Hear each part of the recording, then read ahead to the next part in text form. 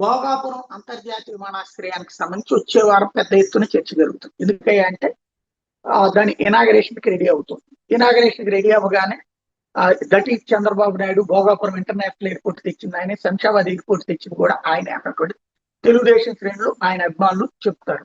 దానికి అదుగో అప్పట్లో Shamshabad airport start చేసింది, శంకుస్థాపన చేసింది, ముగిసింది చంద్రబాబు నాయుడు కాదు, రాజశేఖర రెడ్డి హయాంలోనే అంటూ జిఎంఆర్ ఆయన స్పీచ్ ని హైలైట్ చేస్తాడు.